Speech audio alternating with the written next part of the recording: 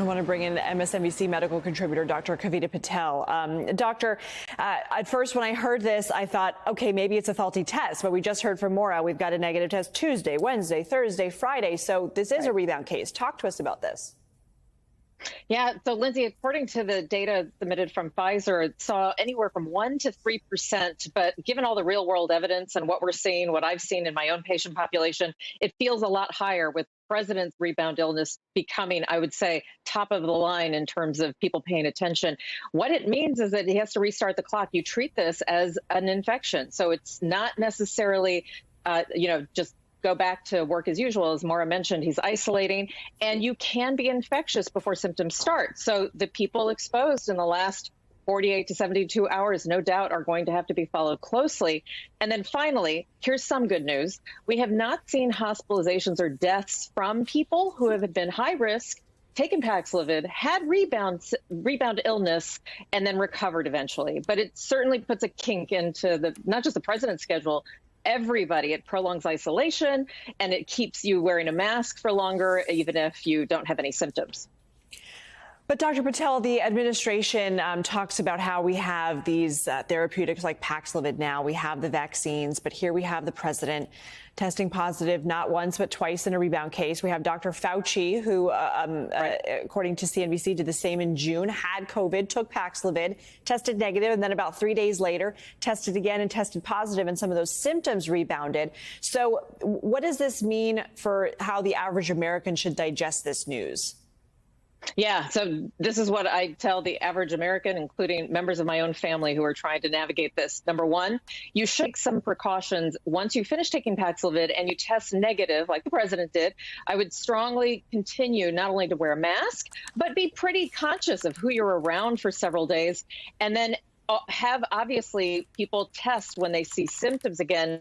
The president's an exception. He had a testing protocol, but I would definitely encourage people to do what the president did and try to just test several days after they've finished the Paxlovid or had a negative antigen test. That means you need tests on hand, and then practically speaking, you need to also talk to a doctor. We do not have the ability to extend the 5-day course of Paxlovid, but if you're really high risk, there are some other options available. Let's talk about how rare these rebound cases are and why maybe somebody who's watching maybe wouldn't need to worry about it as much, or is it just affecting maybe, for example, the president is among a more vulnerable population given his age? Does that make somebody more vulnerable to a rebound case? You know, it hasn't necessarily tracked out where rebound cases are limited to certain populations. It's certainly higher. We do think that it's higher than the 1% to 3% reported out of the clinical trial, just given, Lindsay, how many cases of COVID we have each day, and then how many prescriptions for Paxlovid, which are in record numbers over the last 2 months that are being written. Even a 3 to 5% kind of chance of this, a 3 to 5% number of cases is a lot of cases. So the average person listening should think, if I get COVID, you have to assess kind of whether or not you need to take Paxlovid. If it's mild symptoms and you're relatively healthy and you've been vaccinated, boosted, et cetera, you might not take Paxlovid. It might not be appropriate for you. If you're high risk, still encourage people to take it, and then also to think about the testing even when they finish their Paxlovid and test negative initially. I'm still a fan. It's not a CDC recommendation. I'm still a fan of people testing in order to get out of isolation like the president did. But continue that testing several days later. And in that interim period, Lindsay, just literally, don't put yourself in a position where you worry about infecting others. So be conscious of that.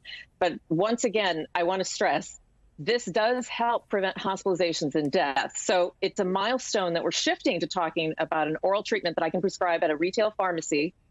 But it's also a reminder that this virus is incredibly strong. There are a lot of theories about why the Paxlovid causes this rebound, including maybe we need a longer course, maybe we took the Paxlovid too early in the symptoms or illness, but all of that hasn't really been shaken out by the science to date.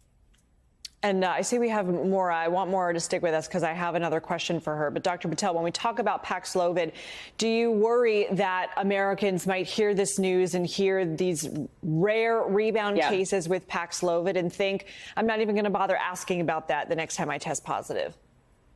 Absolutely, which is why I want to stress that even amongst people who have the rebound, we have protected them from entering hospitals, having severe illness, death. We'll soon hopefully get data about long COVID, Lindsay. It's incredibly important to not undermine the benefit of the treatment from this. It's not zero, but from this risk of rebound. I just know that it's hard for patients when they've already isolated, then they test negative, then they test positive, it restarts the clock again.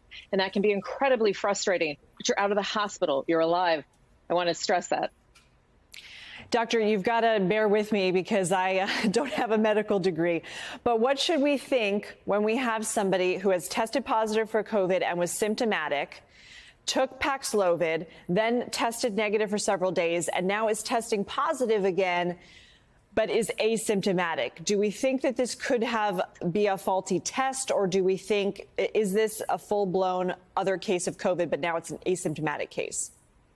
The data would tilt much more, Lindsay, to the latter, that this is, you treat it like real, you treat the positive, real positive, and you treat this like COVID. So starting the clock again on isolation, going back to any contacts you had over the last several days, asking them to test since they're close contacts, all of that just is exactly like we would do, even if you are not symptomatic. We have data that shows that people who experience this rebound illness, even without symptoms, have the ability to infect others. So it is serious.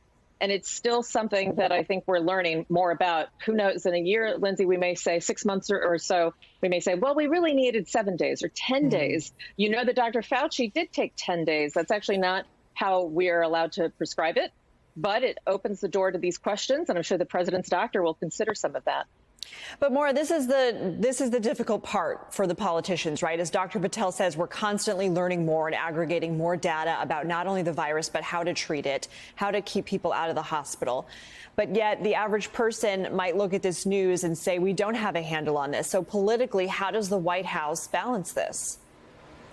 Well, it's an interesting question, right, Lindsay, because even just earlier this week, when we saw President Biden come out of isolation after being here at the White House residence, isolating for 5 days and then testing negative before coming out and giving remarks and talking about the importance of having vaccines, having boosters, having Paxlovid treatment options, because that was a celebration for the president, as Dr. Patel just detailed, the fact that he didn't have to go to the hospital. He was able to stay at home, isolate, and work while battling the virus, a much more minor case than he noted than his predecessor, right? And so the President Biden, the White House, very much emphasizing that this is a learning opportunity for Americans, and it is going to have to be a constant adjustment to what is now normal. And now, as I'm looking at the calendar, trying to do some quick math here, as Dr. Patel said that she might recommend continue isolating through 10 days, today, it's important to note, would have been his 10th day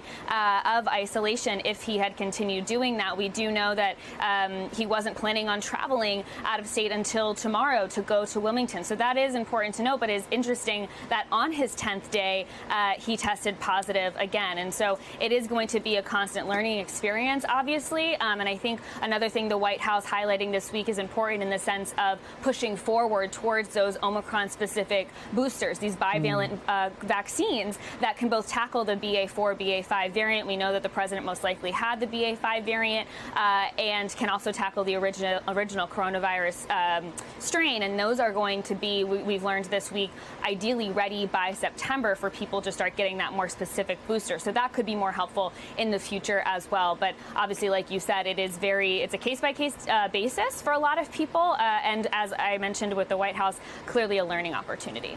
We know that the White House doctor did opine that it looks like the president had that BA5. I want to pull up a tweet from the president who just tweeted moments ago. Folks, today I tested positive for COVID again. This happens with a small minority of folks. I've got no symptoms, but I am going to isolate for the safety of everyone around me. I'm still at work and will be back on the road soon. Dr. Patel, let's say you are the White House doctor. What are your doctor's orders?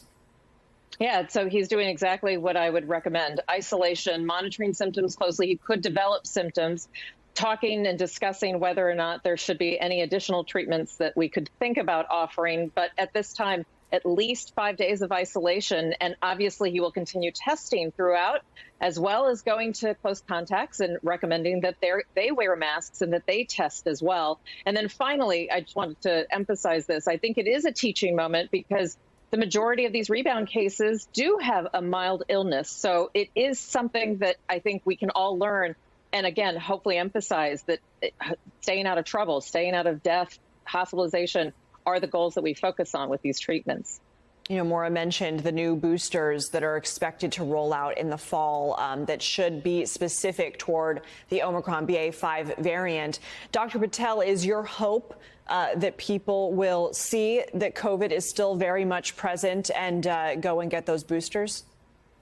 I do, and I think that's exactly why the government worked very closely, clearly, with the manufacturers to speed up that timeline, because look what's happening in September. We're coming into not only school season opening, but so many of the experiences we've had with surges during colder weather. So we could experience, we're in one now, we could have a resting period like we've had between surges previously, and we could see another surge. That booster could make all the difference in how that surge in the future, the fall, ends up with deaths, hospitalizations, and just clear numbers of cases. So I'm very optimistic. But I will say this, we're constantly one step behind the virus. Notice we're doing this for a variant that we have now. We do not have the ability to forecast in the future, and it's most likely it will be some other variant that could very well cause a surge in the fall.